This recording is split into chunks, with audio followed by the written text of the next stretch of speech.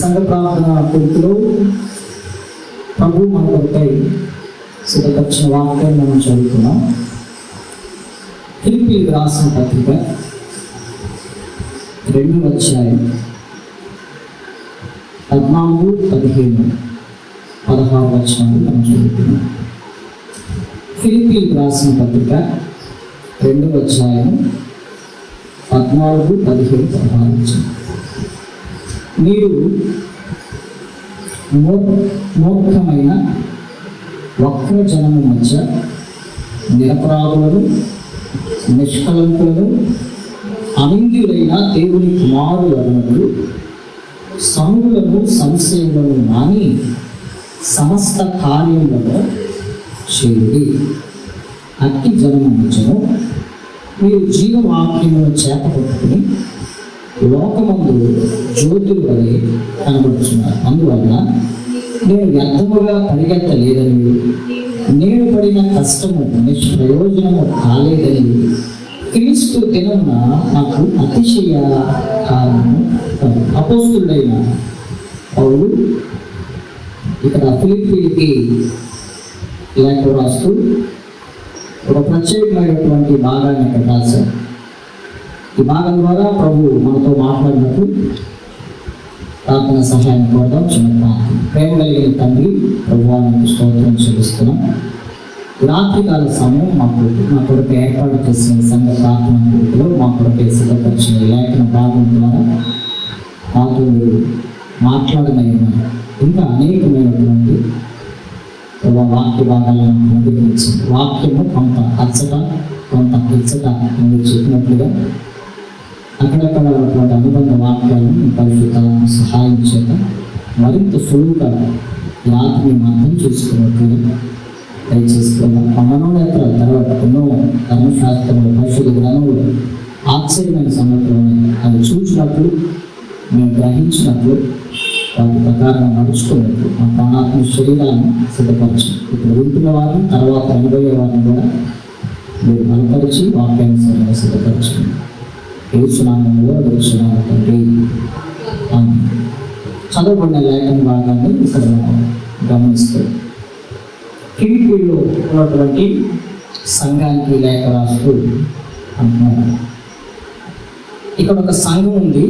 ఎక్కడుంది అంటే మూర్ఖులైన వక్రజనము మధ్య ఉంది. సంఘం ఎక్కడుంటుంది? మూర్ఖుల మధ్యలో, లోకుల మధ్యలో, లోబడనొల్లని ప్రజల మధ్యలోనే దేవుడు సంఘాన్ని ఏర్పాటు చేస్తాడు. ఎందుకని? ఇతరులకు అది ఆశీర్వాదకరంగా ఉండటానికి, ప్రోత్సాహంగా ఉండటానికి, ప్రేరణగా ఉండటానికి దేవుడు ఇక్కడ కూడా ఒక సంఘాన్ని ఏర్పాటు చేశాడు. చుట్టూ ఉన్న వాళ్ళని మంచివాళ్ళని మనం ఎట్లా చెప్పగలుగుతాం? రక్షణ లేని వాళ్ళు ఇదే ప్రాంతంలో, ఈ చుట్టుపక్కల, ఈ మందిరం చుట్టుపక్కల లేరంట కదా. ఎన్ని మందిరాలు? ఆ మందిరాల చుట్టుపక్కల లేరా? అయితే దేవుడు ఈ ప్రాంతంలో, ఈ స్థలంలో, ఈ సంఘాన్ని, ఈ సియోను ప్రార్థనా మందిరాన్ని ఎందుకు ఏర్పాటు చేసినట్లు, ఇక్కడే ఎందుకు ఏర్పాటు చేసినట్లు అంటే సంఘము మూర్ఖులైన ప్రజలను మార్చడానికి, వక్రజనాన్ని మార్చడానికి, ఇంకా అలాంటి ప్రజల మధ్యలో ఒక సంఘాన్ని ఏర్పాటు చేసి ఆ జీవం కలిగిన దేవుని సంఘంలో మరి మూర్ఖులైన వారిని వేరు చేసి, లోకములో నుండి వేరు చేసి, అపోస్తుల కార్యాల గ్రంథంలో ఒక మాట ఉంటుంది 2వ అధ్యాయంలో. ఆ మాట కూడా ఒకసారి చదువుతున్నాం. మూర్ఖులైన ఈ వక్రజనములకు వేరై రక్షణ పొందుడని అక్కడ పేతురు మాట్లాడతాడు. చూడండి 2వ అధ్యాయం 40వ వచనం. అపోస్తుల కార్యాల గ్రంథం 2వ అధ్యాయం 40వ వచనం. ఇంకనూ అనేక విధములైన మాటలకు సాక్ష్యం ఇచ్చి, చూడండి, మీరు మూర్ఖులకు అంటే 4వ అంకేసింది అక్కడ, వంకరైన. ఎలాంటి వాళ్ళు? మూర్ఖులు అంటే వంకరైన ఈ తరము వారికి వేరై రక్షణ పొందుడని హెచ్చరించారు. ఈ వంకర జనములో నుండి వేరై రక్షణ పొందిన వాళ్ళే జీవము కలిగినటువంటి దేవుని సంఘంలో ఉన్నారు. మనం కూడా పూర్వం మన చరిత్ర ఏంటి? మూర్ఖులు, లోబడలేని ప్రజలు, వంకర ప్రజలు. మన వంకర జీవితాన్ని సరిచేసుకోవడానికి దేవుడు మన మధ్యలో ఒక సంఘాన్ని ఏర్పాటు చేసినప్పుడు, ఒక దైవజనం ఏర్పాటు చేసినప్పుడు, ఒక పరిశుద్ధుల సహవాసాన్ని ఏర్పాటు చేసినప్పుడు, దాని ద్వారా మన వంకర జీవితాలను మార్చుకొని సరిచేసుకోవడానికి ఇక్కడికి మనం సంఘం ఏర్పాటు చేయబడింది. ఇంకా మన చుట్టూ ఇలాంటి వంకర జనం ఉంది, వక్ర జనం ఉంది, మూర్ఖులు ఉన్నారు, మూఢులు ఉన్నారు. అలాంటి వారిని ఏం చేయాలి? మూర్ఖులైన వారిని ఈ లోకంలో నుండి దేవుని వాక్య సహాయంతో, దేవుని ఆత్మ సహాయంతో వేరు చేయాలి. మనం వేరు చేయాలంటే సువార్త చెప్పే వాళ్ళని లోకములో నుండి వేరు చేయాలి. సువార్త చెప్పే వారి మనస్సులను విరవాలి, సువార్త చెప్పే వారి హృదయాలను విరవాలి. అట్లా విరవబడి సువార్త వినటం ద్వారా, వాక్యోపదేశం వినటం ద్వారా మన మనస్సు విరిగింది, లోకం మీద నుంచి విరిగింది. కాబట్టి అట్లాంటి దరిద్రపు కార్యక్రమాల్లో మనం పాల్పొంపులు పొందాం. కొంతమంది అంటూ ఉంటారు కదా, అంటే మీరు మొన్నటిదాకా బాగానే మాట్లాడుకున్నారు కదా, ఇప్పుడు ఏమైంది పక్క ఆంటీతో మాట్లాడలేదంటే, అవును నాకు మనసు ఇరిగిపోయిందయ్యా. మనసు ఇరిగిన తర్వాత వాళ్ళ చూడబుద్ధి కాదు, మాట్లాడబుద్ధి కాదు, వాళ్ళతో కలుసుకోబుద్ధి కాదు. అట్లాగే పూర్వదినాల్లో దేవుని సేవకుల ద్వారా దేవుని యొక్క వాక్యం మనం దర్శించినప్పుడు లోకము మీద, లోక సంబంధమైన ఆశల మీద మన మనస్సు వెనకటం చేత మనం ఈ సహవాసంలో, ఈ స్థలంలోకి వచ్చి ప్రభువుని ఈరోజు స్తుతించగలుగుతున్నాం. దేవునిలో కొంతకాలం నుండి మనం ఎదగలుగుతున్నాం. ఒకప్పుడు మనం దేవుడు లేని ప్రజలు, ఇప్పుడే మన ఐడెంటిటీ అంటే దేవునిని కలిగిన ప్రజలు, విశేషముగా దేవుని చేత ఎరగబడిన వాళ్ళము అని దేవుని యొక్క వాక్యం చెప్తుంది. ఒకప్పుడు ఎవరు మనం? దేవుడు లేని ప్రజలు. ఇప్పుడు జీవము కలిగిన దేవుని ఎరిగిన వారు, విశేషముగా దేవుని చేత ఎరగబడిన వాళ్ళము అని దేవుని యొక్క వాక్యం చాలా స్పష్టంగా రాయబడింది. గలతీయులకు రాసిన పత్రిక 4వ అధ్యాయము 8వ వచనం ఒకసారి చూడండి. గలతీయులకు రాసిన పత్రిక 4వ అధ్యాయం 8వ వచనం. ఆ కాలం అందైతే మీరు దేవుని ఎరుగని వారి, నిజమునకు దేవుడు కాని వారికి దాసులై ఉంటుంది. కానీ ఇప్పుడు మీరు దేవుని ఎరిగిన వారు, మరి విశేషముగా దేవుని చేత ఎరుగబడిన వారునై ఉన్నారు కనుక బలహీనమైనవిను నిష్ప్రయోజనమైనవినైన మూల పాఠములతో మరలా తిరగనేలా మున్పటి వలనే మరలా వాటికి దాసులై ఉండగలనేలా అంటున్నారు. ఒకప్పుడు దేవుడు లేని ప్రజలు, దేవుడు లేడని బుద్ధిహీనులు తమ హృదయంలో అనుకుంటారు. అట్టివారు మూర్ఖులు, మూఢులు అని కీర్తనల గ్రంథం చెప్తుంది. ఏమనుకుంటారట? దేవుడు లేని ప్రజలు ఎవరు? జ్ఞానము లేని, దేవుడు లేడని బుద్ధిహీనులు తమ హృదయంలో అనుకుందరు. అట్టివారు చెడిపోయిన వాళ్ళని బైబిల్ చెప్తుంది. అలాంటి జీవితాలని ఉన్న మనలను దేవుడు జ్ఞాపకం చేసుకుని స్వార్థ ద్వారా ఆకర్షించి, తన ప్రేమ చేత ఆకర్షించి రోజు ఒక సహవాసం ఇచ్చాడు, మనకు ఒక సంఘం ఇచ్చాడు, మనకు ఒక సేవకుని ఇచ్చాడు. మరి దేవుడు నేను అక్కడ నుంచి ఇక్కడికి తీసుకొని రావడానికి గల కారణం ఏంటి? ఈ సంఘంలో నేను స్థాపించడానికి, ఇదే సంఘం, వేరే సంఘాలు లేవా? ఇన్ని సంఘాలు ఉన్నాయి. ఇక్కడ 10 మంది అంటారు, ఇక్కడికి అవసరమా? ఇంటి మీద కట్టాల్సినంత అవసరం ఉందా అంటారు కొంతమంది. ఇది అవసరమా అని మనకు అవసరం, మన అవసరాలు తీరడానికి మనం పెట్టుకోలేదు. దేవుడు ఇచ్చిన ప్రేరణ బట్టి ఇక్కడ చుట్టుపక్కల ఉన్న మూర్ఖులైన, మూఢులైన, వక్రజనము కోసం దేవుడు ఇక్కడ సంఘాన్ని ఏర్పాటు చేశాడు. దేవుని ఉద్దేశం ఏంటి? ఈ శివుడు ప్రార్థన మందిరంలో చుట్టుపక్కల ఉన్న మూర్ఖులలో నుండి కొంతమందిని వేరు చేయాలి అనేది దేవుని ఉద్దేశం. ఎవరి ద్వారా? మీ ద్వారానే. ఒకప్పుడు దేవుడు లేని వాళ్ళం, ఇప్పుడు దేవుడిని కలిగిన వాళ్ళం. యెహోవాను తమకు దేవుడుగా కలిగిన జనులు ధన్యులు. ఒకప్పుడు దరిద్రులం, ఈరోజు ఎంత ధనికిచ్చాడు మనం. ధన్యుల గుంపులో మనల్ని చేర్చాడు. అయితే మనం చేయాల్సిన పని ఏంటి అంటే, ఫిలిప్పీ పత్రిక ఇందాక మనం చదివాం కదా, అక్కడ ఏం చదివాము? మూర్ఖులైన ఈ వక్ర జనము మధ్య మనం ఎలా ఉండాలంటే సంఘంలో నిరపరాధులను నిష్కలంకులను అంజులైన దేవుని కుమారులుగా ఇక్కడ మనం రూపాంతరం చెందాలి. దేవుని వాక్యం ద్వారా సంఘం కడుపులో తల్లి గర్భంలో ఉన్న బిడ్డ 3వ నెల నుంచి రూపాంతరం చెందుతూ ఉంటాడు. 4వ నెలకి, 5వ నెల, 9వ నెల, మరి 10వ నెలలోకి వచ్చేసరికి పూర్తిగా మారిపోయినట్టుగా సంఘంలో ప్రతి వర్తమానం ద్వారా మనం రూపాంతరం చెందాలి. ఎలాగ మారిపోవాలి? సంఘంలో ఈ మూర్ఖుల మధ్యలో మనం ఎలా బతకాలి అంటే అనింద్యులుగా, అంతేనా? నిష్కలంకులుగా, నిరపరాధులుగా. వీళ్ళు దేవుని కుమారుల యొక్క, దేవుని పిల్లల యొక్క లక్షణం. తనను ఎందరు అంగీకరించుకునో వారందరికీ దేవుని పిల్లలగటానికి దేవుడు అధికారం ఇచ్చాడని యోహాను సువార్త చెప్తుంది. మనం దేవుని పిల్లలు. ఈ మూర్ఖుల మధ్యలో మనం ఎలా బతకాలి? ఎలా బతికితే వాళ్ళు మారుతారు? ఎలా జీవిస్తే మారుతారు అంటే మనం చదివే నిరపరాధిగా బతకాలి. ఎందుకంటే మన మందిరానికి వస్తున్నాం కాబట్టి దేవుని వాక్యం ఎలా బతకమని చూస్తుంది మనల్ని. నిరపరాధులుగా, అపరాధం లేని వారి, నిష్కలంక కళంకము లేని వారిగా, అనిందులుగా, నింద లేని వారిగా. ఇవి దేవుని యొక్క కుమారుల లక్షణం. దేవుని పిల్లల యొక్క లక్షణాలు కలిగి సంఘంలో నువ్వు అలా రూపాంతరం చెందుతూ ఎదుగుతూ ఉంటే బయట వాళ్ళు చూస్తారు.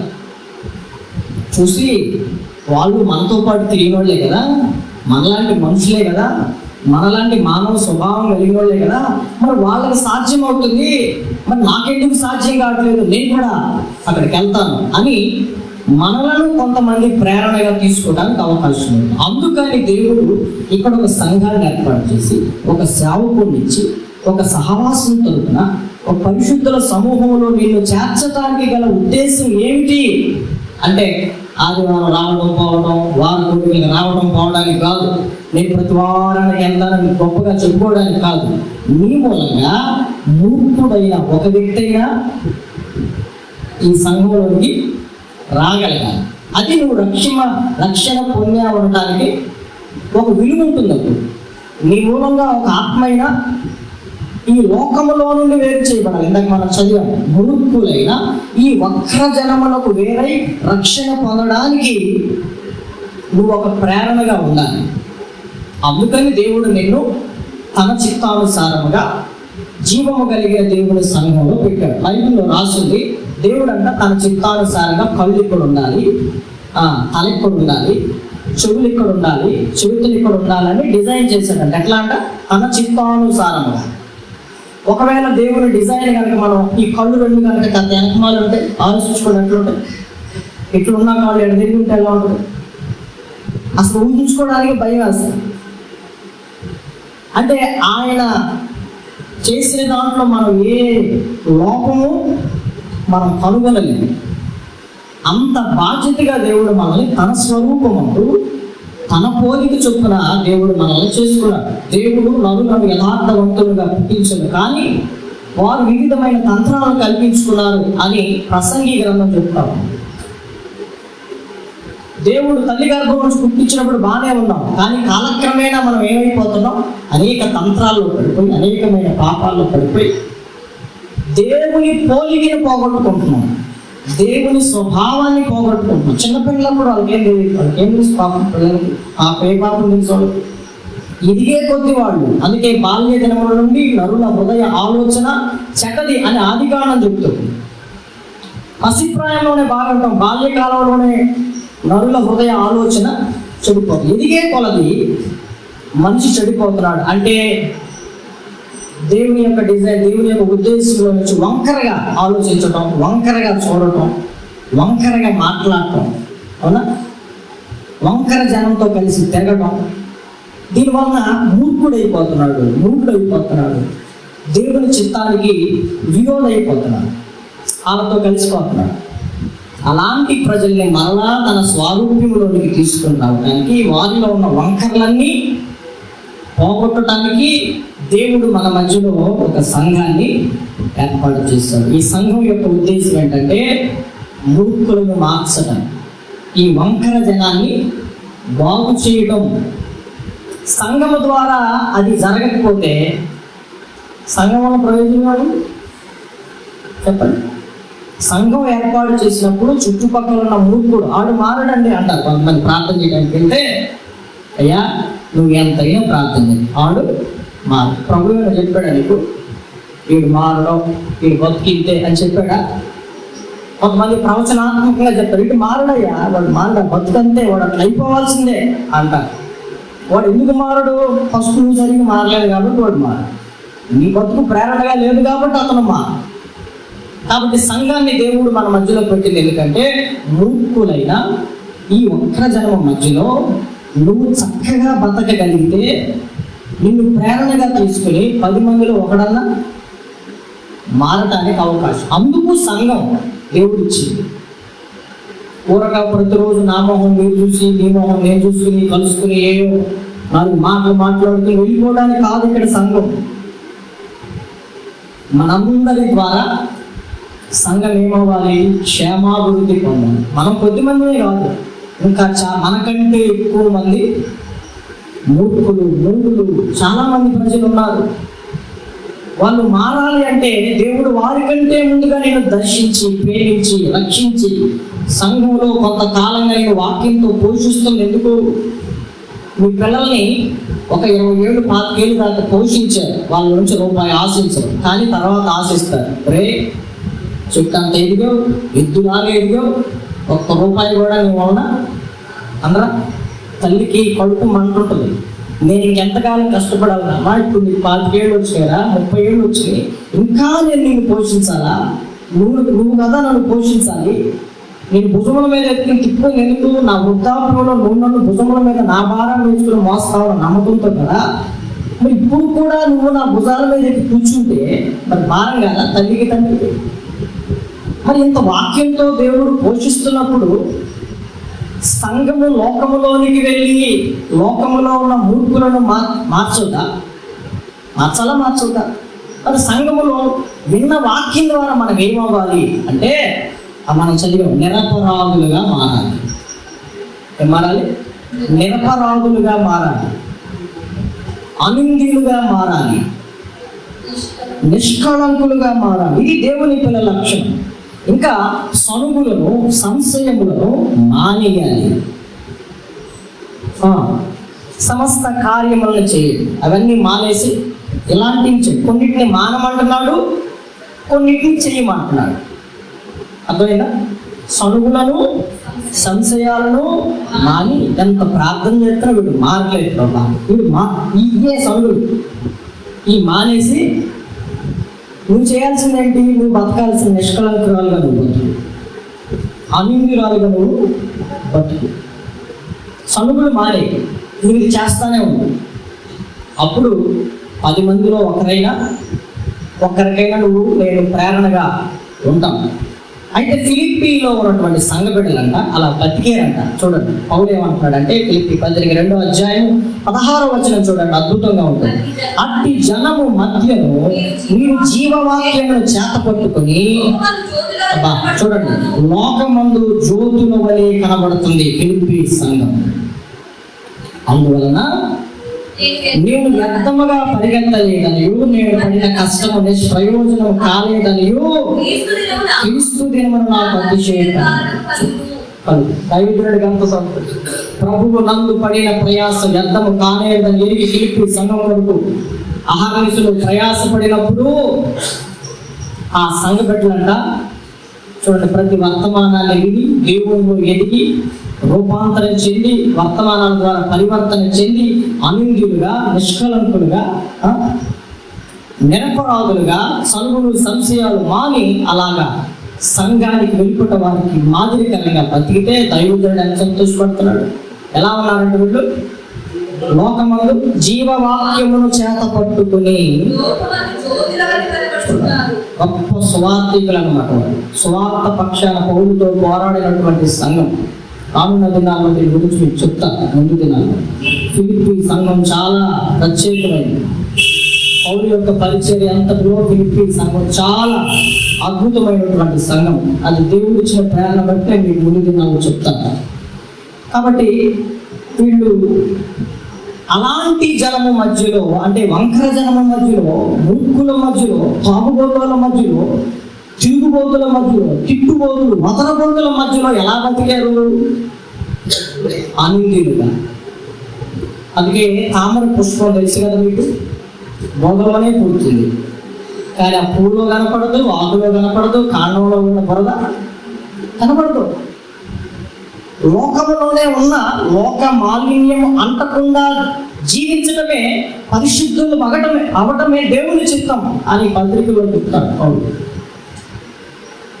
కాబట్టి ఇహలోక మాలిన్యం అంటకుండా తను తాను కాపాడుకుంటే భక్తి అంటే అని యాకోబు పత్రిక చెప్తుంది. కాబట్టి నా దేవుడు ఇలాంటి ప్రజల మధ్యలో ఇలా బతకడం సాధ్యమేనా? ప్రకటన గ్రంథంలో ఒక సంఘం ఉంది.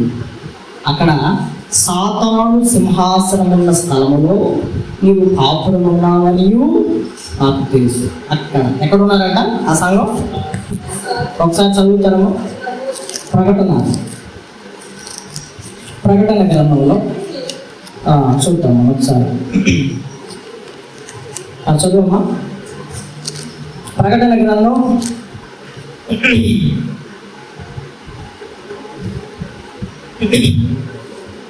12-13 చదువు. పెర్గములో ఉన్న సంఘపు దూతకి ఇలా వ్రాయము, వాడి అయిన 2 అంచులు గల ఖడ్గము గలవాడు చెప్పు సంగతులు ఏమంట. సాతాను సింహాసనం ఉన్న స్థలములో నీవు కాపురం ఉన్నావని నేను అడుగుతున్నాను, మరియు సాతాను కాపురం ఉన్న ఆ స్థలంలో నా యందు విశ్వాసి అయి ఉండి నన్ను గురించి సాక్షి అయిన అంతిపైన వాడు నీ మధ్యను చంపబడిన దినములలో నీవు నా నామము గట్టిగా చేపట్టి నా యందలి విశ్వాసమును విసర్జింపలేదని నేను ఎరుగుతున్నాను. ఖడ్గములో ఉన్నటువంటి సంగతి గురించి చెప్తున్నాడు.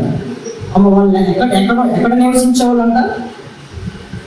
సాతాను ఎక్కడైతే టెస్ట్ చేసుకొని కూర్చున్నాడో, అంటే సపోజ్ ఇక్కడ ఉన్నారనుకోండి, ఇంట్లో దేవుని పెట్టి ఉంటున్నారు, కానీ ఇక్కడ ఎవరున్నారు? సాతాను గారు కూడా టెస్ట్ చేసుకొని కూర్చున్నాడు. అయినా సరే సాతాను దూతలు కాదు, డైరెక్ట్గా సాతానే సింహాసనం ఉంది అదే స్థలంలో, కానీ అదే స్థలంలో బలిపీఠం ఉంది. అదే స్థలంలో యేసు రక్తములో కొనబడి కడగబడినటువంటి బిడ్డలు అదే స్థలంలో ఉంటున్నారు. భయపట్ల. ఒకవైపేమో సాతాను సింహాసనం వేసుకొని కూర్చుని పరిపాలించాలి, కుటుంబాన్ని దాడి చేయాలి, పాడు చేయాలి అనుకుని వాడు టెస్ట్ చేసుకుని కూర్చున్నాడు. రక్షింపబడిన వాళ్ళని కూడా నాశనం చేయాలని టెస్ట్ చేసుకుని కూర్చున్నాడు. అలాంటి సాతాను సింహాసనం ఉన్న స్థలంలో పెర్గములో ఉన్నటువంటి సంఘ బిడ్డలట ఎలా బతికారు? విశ్వాసికి తగినట్టుగా బతికారు. ఇది కదా క్రైస్తవ జీవితం అంటే.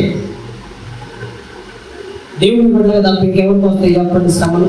కొన్నిసార్లు మన ఇళ్లలో రక్షణ పొందన వాళ్ళు చేసి చాలా మంది తల్లులు చెప్తూ ఉంటారు, నాకు ఈ వాక్యం గుర్తొస్తాను. సాతాను సింహాసనం ఉన్న స్థలాల్లో దేవుడు మనల్ని తీసుకెళ్ళి పెడతాడంట. యేసుప్రభు శిష్యులకి సేవకు పంపిస్తే ఆయన అన్నాడు, మిమ్మల్ని ఎక్కడికి పంపిస్తాను అనుకుంటున్నారు మీరు?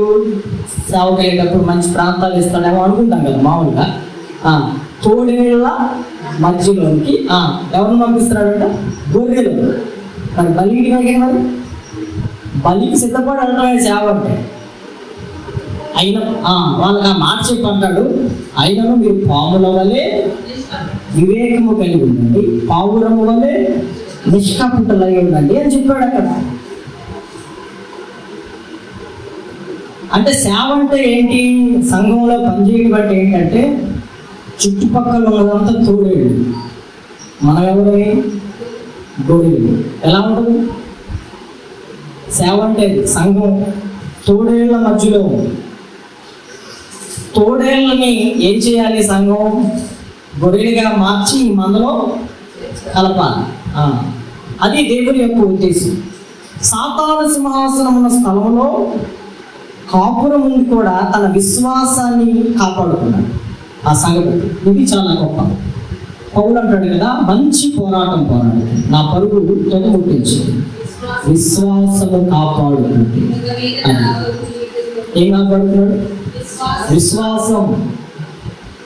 దేవుడు నమ్ముకున్న తర్వాత ఎన్నో పరిస్థితులు తలకిందలవుతాయి. దేవుడు మనం తీసుకెళ్ళి ఎక్కడ పెడతాడు?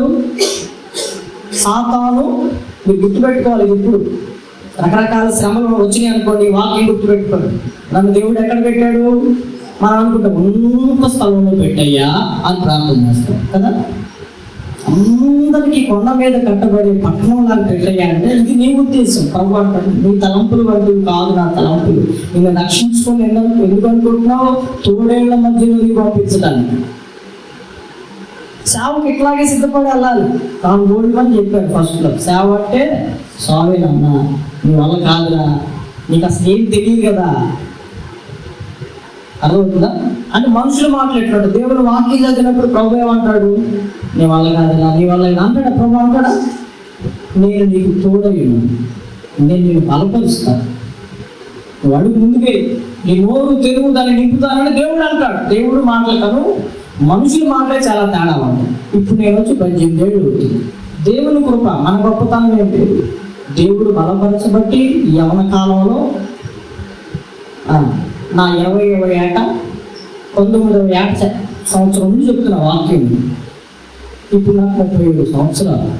ఇప్పటి వరకు దేవుడు నిలబెట్టాడు. ఎన్నో పరిస్థితులు, మూసేసుకోవాల్సిన పరిస్థితులు వచ్చినాయి, సేవలు విడిచిపెట్టే పరిస్థితులు వచ్చినాయి. కానీ దేవుడు నాకు నన్ను నడిపించిన అనుభవం నాకుంటే ఇంకొక సేవకుడు అనుభవం ఇంకొకటి ఉండొచ్చు.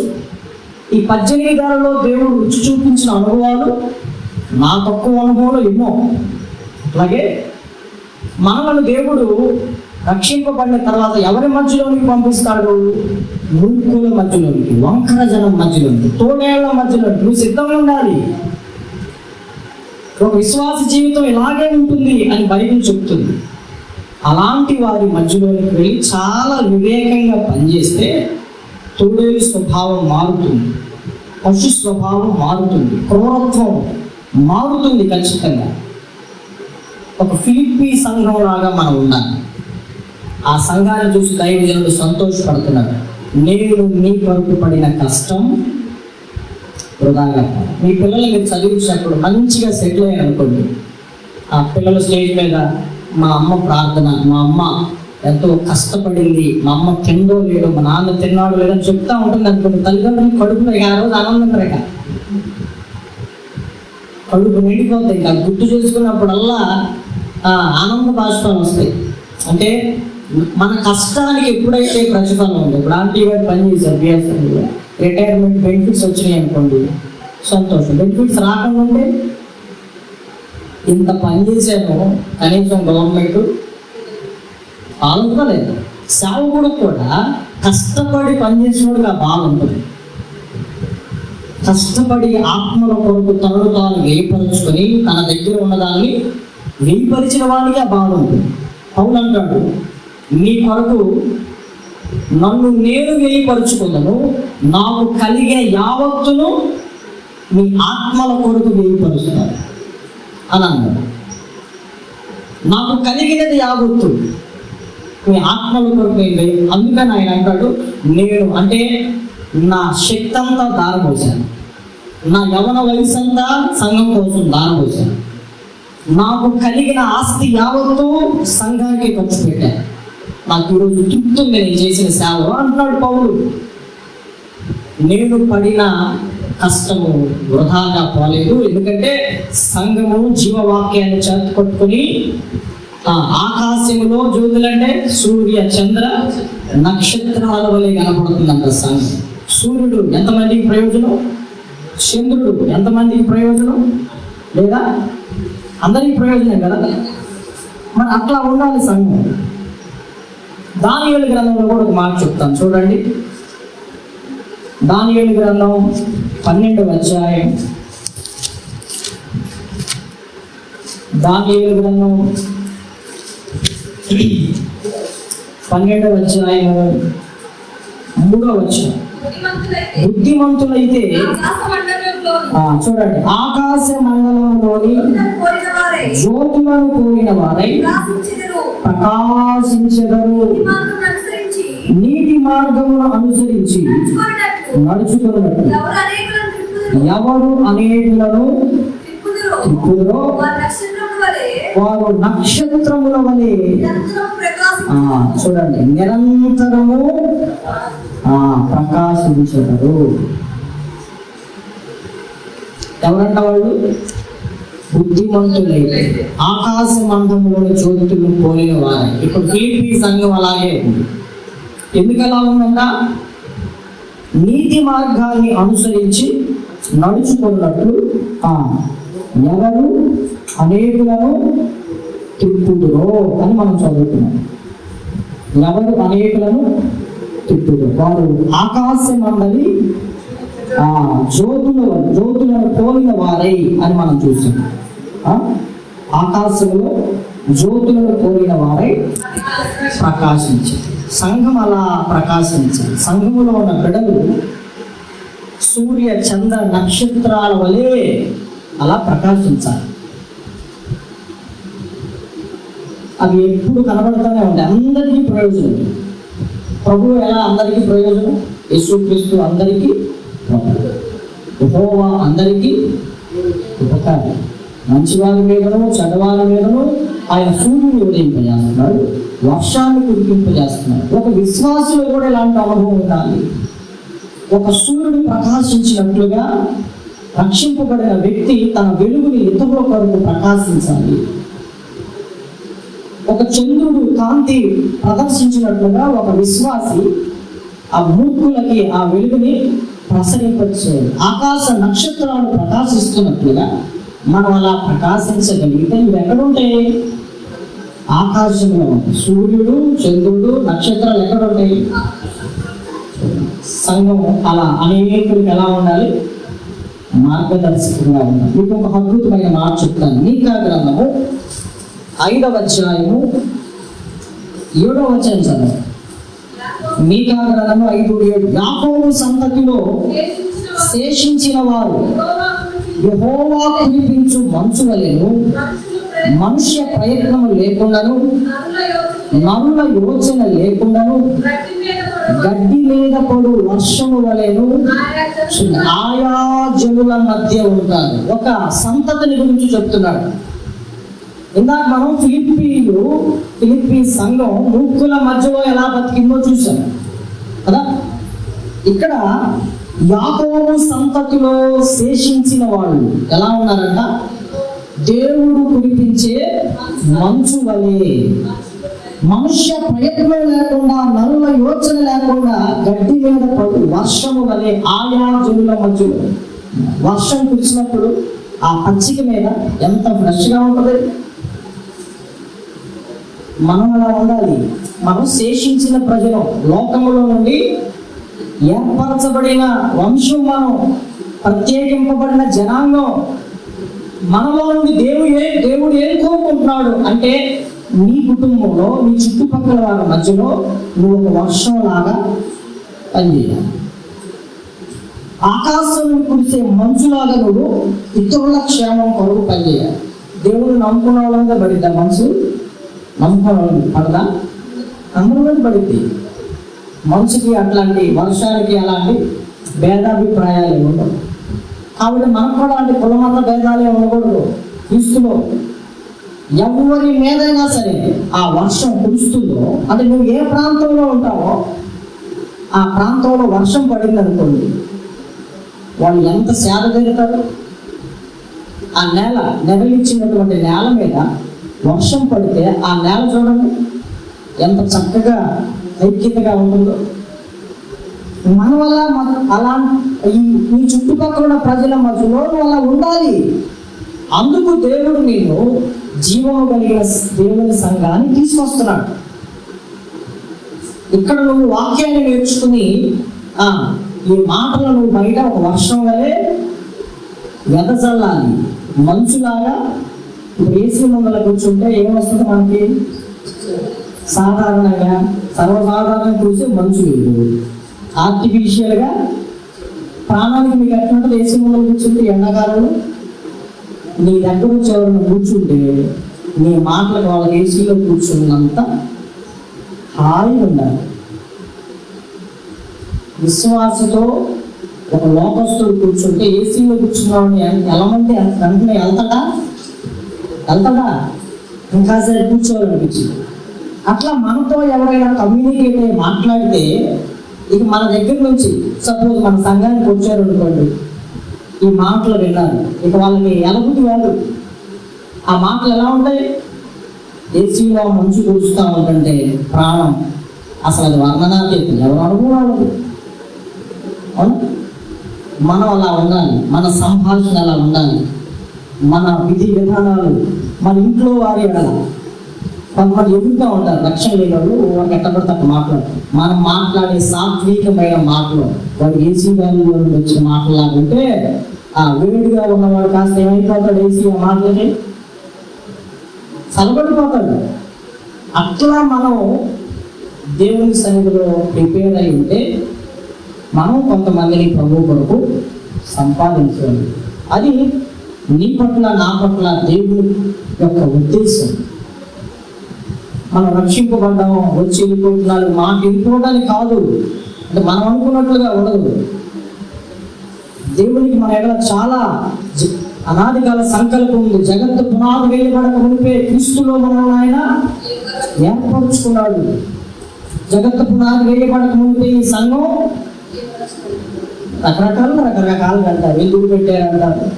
సరే ఎవరేమో అనుకోండి, ఇక్కడ సంఘం ఉంది. ఎందుకంటే ఈ సంఘం ద్వారా ఏం జరగాలి చెప్పండి? ఈ సంఘంలో ఉన్న మనం ఎలా ఉండాలి? ఆకాశ నక్షత్రాలను పోలిన వారిగా ఉండాలి. ఈ సంఘంలో ఉన్న మనం ఎలా ఉండాలి చెప్పండి? వర్షము వలె, మంచు వలె ఇతరులకి ఆశీర్వాదకరంగా ఉండాలి. ఇట్లా మనం బైబిల్ గ్రంథంలో మనం అనేకమైనటువంటి విషయాలు చూడవచ్చు. కాబట్టి మనకున్నటువంటి సమయాన్ని బట్టి కొన్ని విషయాలు ఇప్పుడు మనం ధ్యానించుకున్నాం. ఇంకొక మాట కూడా చదివిస్తాను చూడండి. యెషయా గ్రంథం 8వ అధ్యాయం 18వ వచనం ఒకసారి చదవండి. యెషయా గ్రంథం 8వ అధ్యాయం 18వ వచనం. ఇదిగో నేను యెహోవా నాకు ఇచ్చిన పిల్లలను సీయోను కొండ మీద నివసించు సైన్యములకు అధిపతియగు యెహోవా వలన సూచనలుగాను మహత్కార్యములుగాను ఇశ్రాయేలీయుల మధ్యలో ఉన్నాము. యెషయా తన పిల్లలు ఎట్లున్నారంట? ప్రవక్త అయిన యెషయా, యెషయి కాదు, యెషయా ప్రవక్త. ఆయన అంటాడు, నేను నా పిల్లల సంగతి నాకు తెలియదు అంటాడు దావీదు. నేనైతే అంటాడు దావీదు కదా, నేనైతే నా భార్య సంగతి నాకు తెలియదయ్యా, వాళ్ళ నాకు తెలియదు. నేనైతే దేవుని మందిరంలో పచ్చని ఒలీవ మొక్కనై ఉన్నాడు అంటాడు. ఆయన అనుభవం. కానీ యెషయా అనుభవం అది కాదు. నేను చూడండి అబ్బా ఎంత మంచి సాక్ష్యం. నాకు ఇచ్చిన పిల్లలను సీయోను కొండ మీద నివసించు సైన్యములకు అధిపతి యెహోవా వలన సూచనలు మమ్మల్ని చూస్తే దేవుని గురించిన సూచన కనబడుతుంది. వాళ్ళకి మమ్మల్ని చూస్తే దేవుని యొక్క మహత్కార్యాలు కనపడతాయి మా చుట్టుపక్కల ఉన్న ప్రజలకి. అది మా సాక్ష్యం అని అంటున్నాడు ఆయన. కానీ ఒకప్పుడు యెషయా జీవితం ఏంటి? 6వ అధ్యాయం 5వ వచనం ఒకసారి చూడండి. యెషయా గ్రంథం 6వ అధ్యాయం 5వ వచనం. నేను అపవిత్రమైన పెదవులు గలవాడు, అపవిత్రమైన పెదవులు గల జనుల మధ్యను నివసించువాడను. నేను నశించితిని, రాజును సైన్యములకు అధిపతియు నగు యెహోవాను నేను కనులారా ఎప్పుడైతే చూచానో అప్పటికి నేను ఎక్కడున్నాను? అపవిత్రమైన పెదవులు కలిగి ఉన్నాను, అపవిత్రమైన పెదవులు గల జనుల మధ్యలో నివసిస్తున్నాను. కానీ అప్పటికి నాకు ఈ సాక్ష్యం లేదు. దేవుడు ఎప్పుడైతే నన్ను దర్శించాడో నా జీవితం మారిపోయింది. నా బిడ్డలను ఎప్పుడైతే దర్శించాడో నా బిడ్డల జీవితాలు కూడా మారిపోయాయి. ఇప్పుడు నేను ఇచ్చే సాక్ష్యం ఏంటంటే, ఒకప్పుడు మేము వారి మధ్యలో అపవిత్రమైన పెదవులు కలిగిన జనుల మధ్యలో అపవిత్రమైన పెదవులు కలిగే వారిగా బతికిన నా కుటుంబాన్ని దేవుడు ఈరోజు ఎలా మార్చాడు? సూచనలుగా సీయోను కొండ మీద ఉన్న సైన్యములకు అధిపతి యెహోవా వలన సూచనలుగాను మహత్కార్యాలుగా మేము ఉన్నామంటే దేవునికే మహిమ అంటున్నాడు. మనం అలా ఉండదా? యెహోషువ ఏమంటాడు? మీరెవరిని ఆరాధిస్తారు నాకు తెలియదు, కానీ నేను నా ఇంటి వారు మాత్రం ఇలా ఉండదా? మన కుటుంబాలు ఇలాంటి సాక్ష్యం చెప్పదా? సాక్ష్యం అంటే క్రీస్తుకు పూర్వం మా బతుకులు ఇవి. దేవునికి దూరంగా ఉన్నప్పుడు దేవుడు లేని వాళ్ళం, దేవుడు కాని వారిని పూజించిన వాళ్ళం. ఇప్పుడు మేము విశేషముగా దేవుడిని ఎరిగిన వాళ్ళం. ఈరోజు మనం ఇవ్వాల్సిన సాక్ష్యం ఏంటంటే, నేను నాకు ఇచ్చిన పిల్లలను దేవుని వల్ల సూచనగా మహత్కార్యాలుగా కనబడాలి. నువ్వు నీ కుటుంబం జీవము కలిగిన దేవుని సంఘములో సంఘం వెలుపుతున్న ప్రజలకి వర్షం వలె మంచు వలె ఉండాలి. నువ్వు నీ కుటుంబం సంఘం వెలుపుతున్న ప్రజలకి ఆకాశ నక్షత్రాలను పోలిన వారై, సూర్య చంద్ర నక్షత్రాలను పోలిన వారై ఉండాలనేదే నీ ఎడల నా ఎడల సంఘంలో చేరిన మన ఎడల దేవుడికి ఉన్నటువంటి అద్భుతమైన ఉద్దేశం. దేవుడు ఇళ్ళ మధ్యలో నేను ఎందుకు పెట్టాడు? ఈ బాపట్లో ఎందుకు పెట్టి మిమ్మల్ని వేరే చోట తీసుకెళ్ళొచ్చుగా. ఇప్పుడు మన అంగళి బుద్ధుడు నన్ను ఎక్కడికి ఎవరి మధ్యలో తీసుకెళ్ళాడు? మరి నేను నా ఇంటి మీద వేసుకోవచ్చుగా. మా ఊర్లో ఇంకొక ఇల్లు అక్కడ కూడా వేసుకోవచ్చుగా. మా రక్త సంబంధులు ఉన్నారు, మా మేనత్తులు ఉన్నారు, అక్కడ పెట్టుకోవచ్చుగా. ప్రభు అలాంటివి చెప్పడం. నన్ను నా పట్ల దేవుడికి ఎక్కడ ఉందంటే, అసలు నాకు సంబంధమే లేని ఒక అడవి లాంటి ప్రాంతం. నేను వెళ్ళినప్పుడు అక్కడ తీసుకెళ్ళినట్టు అక్కడ చేయమన్నాను. ఇప్పటికీ అక్కడే దేవుని పని చేసుకుంటా ఉన్నాం. ఉన్న ఆ కొద్ది మందిలోనే నాకేముంది? తృప్తి. నేను ఆ నలుగురినే ఇలా తయారు చేసుకోవాలన్నది నా తపన. మనం చెప్తాం ఇలా వాళ్ళని తర్ఫీదు ఇస్తాం. అందరూ అట్లా తర్ఫీదు అయితే మంచిదే, కొంతమంది తగ్గిపోవచ్చు కూడా, చెప్పలేం కదా. మనం 12 మందిలో యోగా ఇస్కరియోతు తగ్గిపోలేదా? చెప్పలేము. మన ప్రయత్నం మనం చేయాలి. వాళ్ళు వినకపోయినా, నేర్చుకోకపోయినా ఇలా నేర్పడానికి దేవుడు నాకు ఇచ్చిన విధానం సంఘానికి ఇవి నేర్పాలి. సంఘం ఎప్పుడైతే ఇవి నేర్చుకుంటుందో లోకములో ఇతరులకి మార్గదర్శకులు. మనం చూసేప్పుడు అంటారు, నీ దేవుడే నా దేవుడు. రూతు ఏం చూసిందండి వాళ్ళ అత్తగారిలో? పొద్దుండి నోరు తెరిస్తే ఏమంటది? నా భర్తను చంపాడు, నీ భర్తను చంపాడు, మీ అక్కయ్య భర్తను చంపాడు, యెహోవా నాకు బహుగా కీడు చేశాడు. నోరు తెరిస్తే అదే సమాప్తి కాదు. ఆ మోయాబు దేశం వీళ్ళ దగ్గర నుండి ఏ గోళాకే. కానీ అంతకు ముందు వెళ్ళిన కొత్తలో వీళ్ళు చేసినటువంటి భక్తిని చూసి, ఆ దేవుని గొప్పతనాన్ని చూసి, ఆ మోయాబీయురాలు తన మనసులో దృఢంగా నమ్మింది.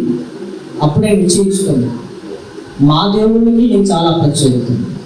మా అత్తగారి దేవుడే ఆ వంటదే. నీ భర్తను చంపాడు అమ్మాయినా, అయినా సరే నీ దేవుడే. మీ బావగారిని చంపాడు, మీ మామయ్య గారిని చంపాడు, మన ముగ్గురు విధవరాలను చేశాడు దేవుడు, అయినా సరే నీ దేవుడే. అది రుచి చూచింది. అలా పాడుకున్నాం కదా, రుచి చూచి యెహోవా ఉత్తముడనియు, రుచి చూచి యెహోవా ఉత్తముడనియు. రుచి చూచింది. రుచి చూసిన వాళ్ళకి ఎన్ని నష్టాలైనా రాయండి. అదొక దేవుడు అంటే పిచ్చి అన్నమాట. అంతే కదా. ఆ పిచ్చిలో వచ్చేసింది.